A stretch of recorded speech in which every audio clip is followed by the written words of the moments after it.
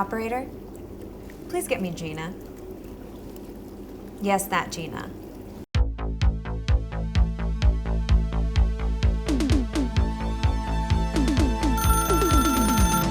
Hello? Hi, I'm Irene. Hello? Wait, sorry. Hello? Wait, hold on. Gina! Hey, I'm good. Okay, I have a question. Hey, hold on 1 second. Okay. Help.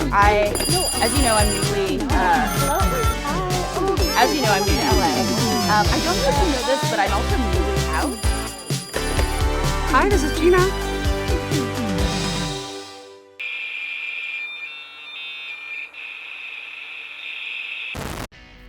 Hey, I'm Gina, she, they, and this is the hotline where we're going to talk about all things queer and creativity and community. Today we're going to talk about things like fuckboys and starting a band. If you have thoughts or feelings about what makes a fuckboy, you can go ahead and drop those into the comments right now. Or if you have questions about anything related to queerness and creativity, go ahead and throw it in the comments and we can try to connect with you on a future episode.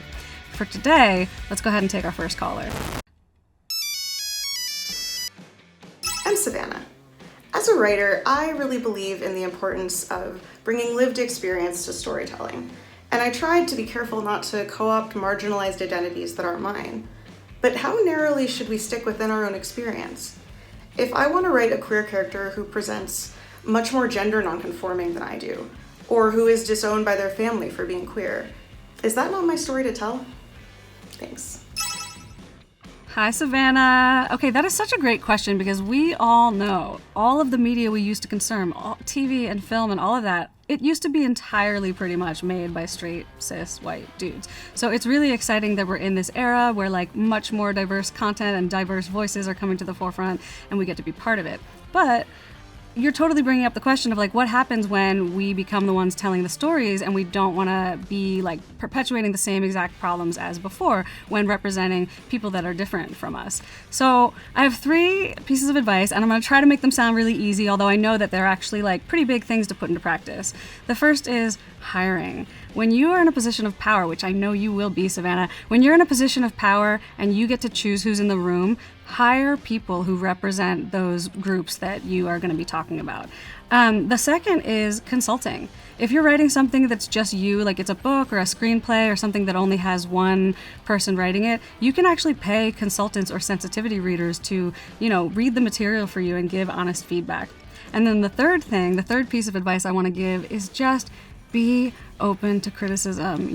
Like you're gonna mess up someday. I've probably already messed up, and you just have to really be ready with an open heart and an open mind for when people want to come and say like, hey, you were trying to represent my community and you kind of messed up, you got some things wrong. You just have to be willing to be like, okay, thank you for telling me, I appreciate it, and then learn how to apologize, learn how to make amends, and try to incorporate that feedback into your work going forward. And if you're looking for a resource specifically related to trans and gender nonconforming folks, you can email your script to trans@glad.org. That's GLAD with 2 A's. And they actually have consultants there who will read your script and offer feedback. All right, so I'm going to throw it to you. Go ahead and drop it in the comments. Like, how do you deal with situations like this when you're trying to represent a community other than your own? Okay, let's go on to the next caller. I'm seeking collaborators for my band, and I am having a really hard time with it. I only want to work with gays, theys, like girls, only if they're like girls some of the time, girls in the loosest sense, you know what I mean? That's what I want to do, and I'm having a hard time. I'm having a hard time finding people that I gel with musically. I don't even know what that means, to be honest with you. So I was hoping you could offer some guidance on how to get this going. And I hope also that you will appreciate the little clippies that I put in my hair for you, okay? For you. Okay, first of all, totally appreciate the clippies. Always appreciate a clippy. Clippies for everyone. Clippies are non-gender specific, so I think everyone should be wearing more clippies. See, really the only thing wrong with this question is that, Ari, you didn't tell us what instrument you play. Or I kind of feel like you have lead singer vibes, so maybe you're the lead singer of this band. You gotta tell that to everybody you know, and then maybe the Seraph community can fill out your band with people who play the other instruments. So maybe, drop what you play in the chat as well as where you're based and what you want to do. there's so many ways that you can find a band. Like, you can, go to the practice space where the musicians hang out and look on the bulletin board or post your own thing on the bulletin board. You can go on Craigslist. You can do all that stuff. But I can tell you already, none of that is the best way to do it. The best way to do it is literally to look left and look right and start a band with your friends. And I know this because I've been in a lot of bands, and all of the best ones started with the people I was already friends with. In high school, my best friend and I used to play guitar in the hallway between classes. Next thing you know, we started a band, Supermodel Sal. I have the cassette of our, we put out several cassettes, let me tell you. And they were big hits. Like, I think we sold at least 100 copies of our homemade cassettes. We were famous, basically.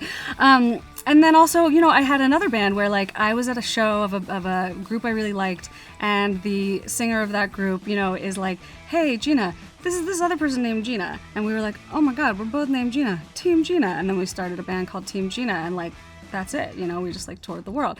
So it may seem not intuitive, but it's like you probably already know musicians among your friends. Like, I didn't even know you wanted to start a band. You didn't tell me. You need to tell everyone. And then eventually you're going to find people that you're already friends with who want to start a band with you. Okay, Seraph community, do you want to start a band in some other place? Or do you have suggestions on how to start a band? You can put all that in the comments right now.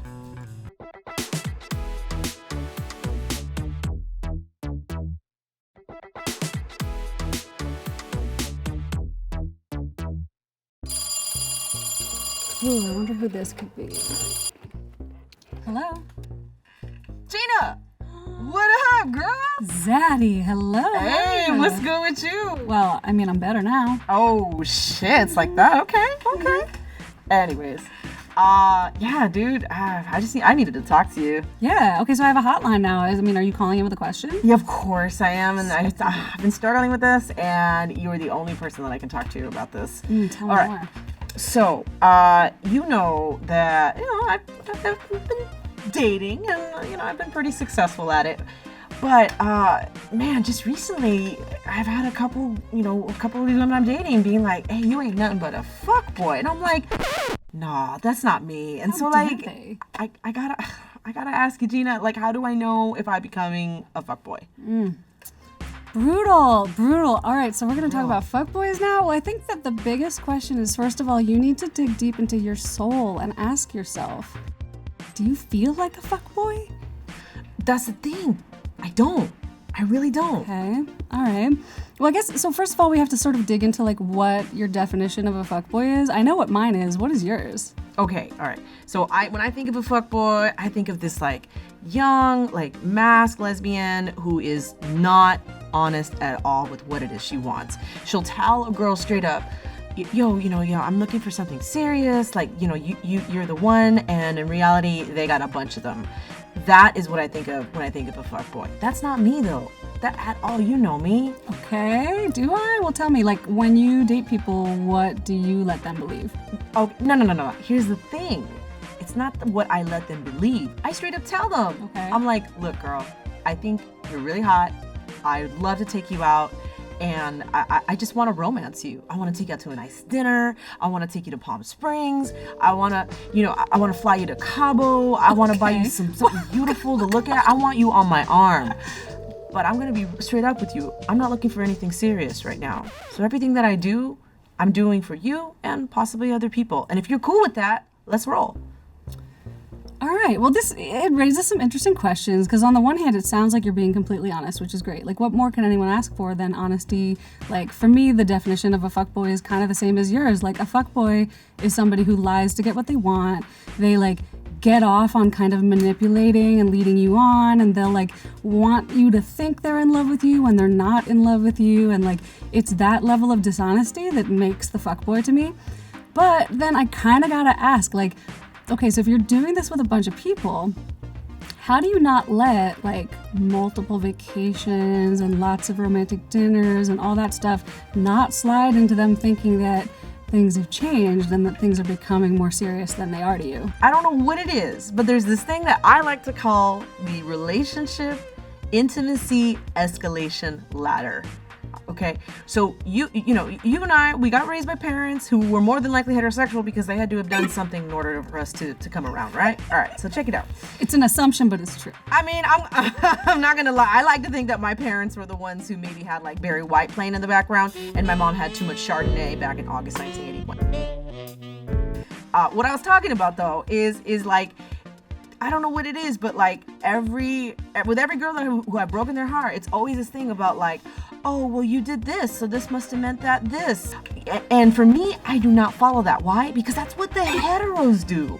Why is it that everything I do has to be looked at from this microscope of like, well, what does this mean? Why can't we just be? Like, why can't we just be two people with our individual lives enjoying moments together? Why does it have to all of a sudden, lead to her leaving a toothbrush and the next thing you know, she's asking for a copy of my keys?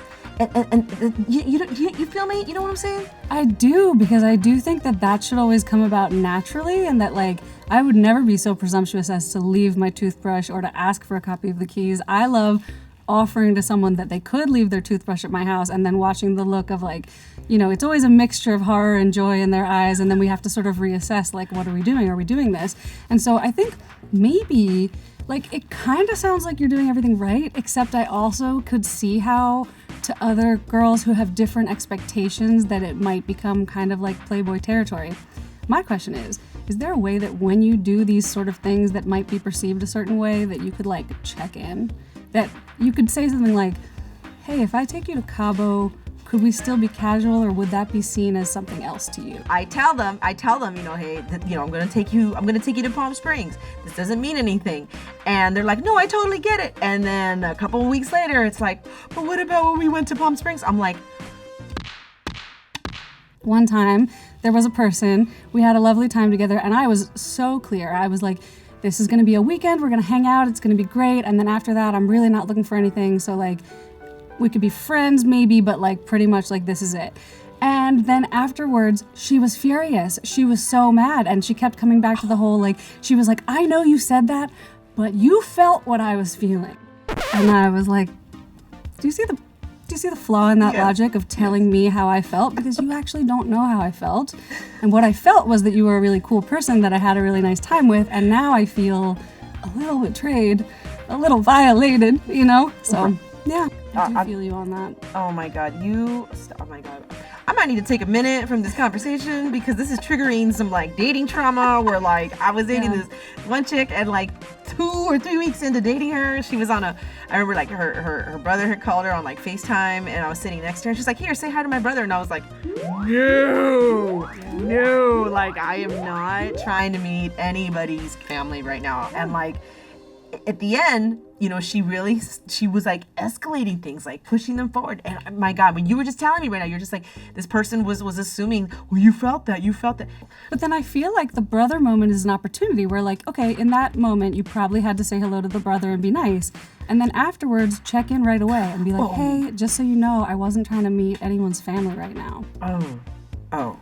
There's an opportunity. There's a missed opportunity to like, the minute something happens, you have that check-in, like, again, be polite to the brother, but then you have to be like, hey, just so you know, you kind of caught me off guard when you introduced me to your brother. I'm not in a place where I'm trying to meet people's family or friends. I just want to keep this casual. Oh.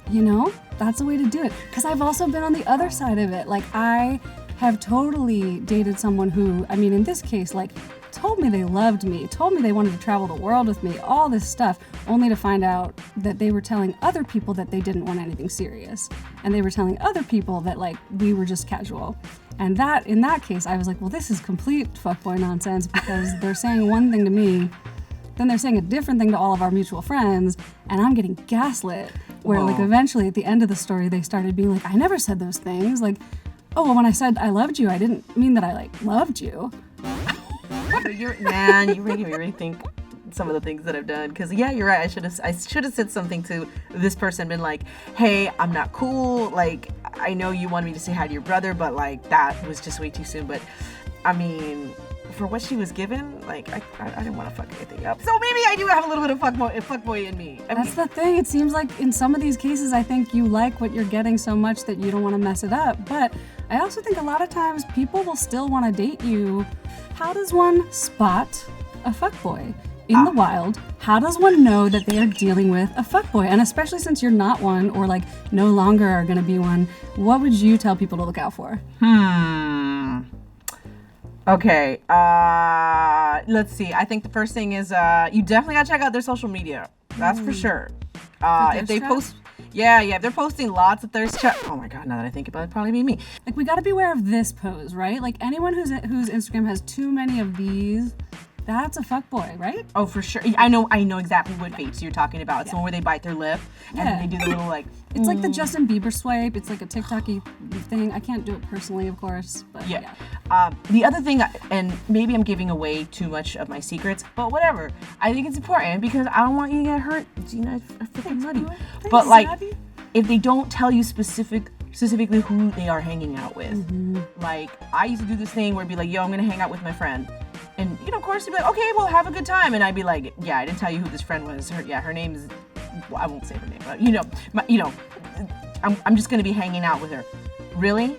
On a Saturday night? Till 2 in the morning? And I've been sending you memes and you're not responding back to them? Yeah, you busy fucking. I know that for a fact.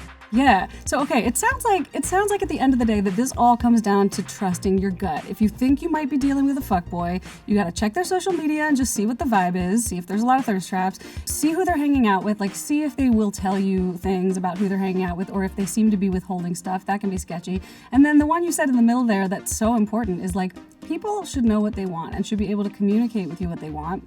And if they can't communicate it, then it's time to just move on and just walk away from them because it means they don't know themselves and that could mean that they end up hurting you. Yes, exactly. Yeah. Oh, well, thank you so much for calling and thank you for all your great advice. I feel like I should have called you. You're the best. No, you're the best. Right. Love you, girl. Bye. Bye.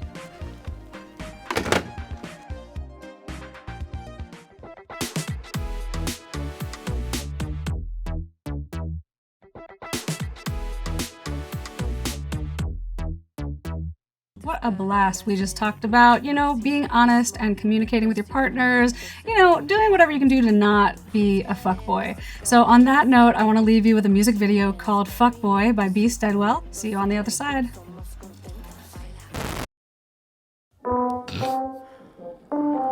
It's the diaries of a sensitive fuckboy.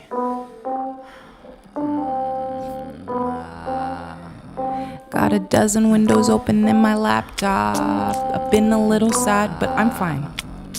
I'm answering an email, watching Downton Abbey, jerking off to porn at the same time. Got a dozen windows open in my laptop, a dozen windows open in my mind. I'm answering a DM, watching Downton Abbey, jerking off to gangbangs at the same dang time. Probably stay too long cause she broke that back. Yeah, you probably stay too long cause she sling that strap. She's a crazy kind of girl who probably smash your windows, but you crazy too, you probably let that wind blow. Oh, I'm fucking with a Scorpio. Everything they told me was true, I tried to leave shit, I didn't think we'd come this far. Can't leave cause nobody make me come this hard. Damn, yeah, she loved me like half the time. She don't really trust me, but we do alright. She call me baby when I'm here and she take that nut. Fuck boy when I'm gone, now she hates my guts.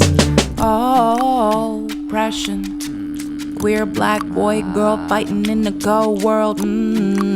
Depression. French fries, ice cream, salad for balance. So oppression. Messy masculinities. Homie, lover, frenemies. Depression. Cure my insecurities with big dick energies. Oh, I'm fucking with a Scorpio. Everything they told me was true, I tried to leave shit, I didn't think we'd come this far. Can't leave cause nobody make me come this hard. Crave likes like a white girl, want a white line, and I'm all lying. Celibate the soul every damn time. I'm a working girl, I ain't gotta lie. Turn tricks for a pimp named Spotify. And I'm really sad, and I'm really tired.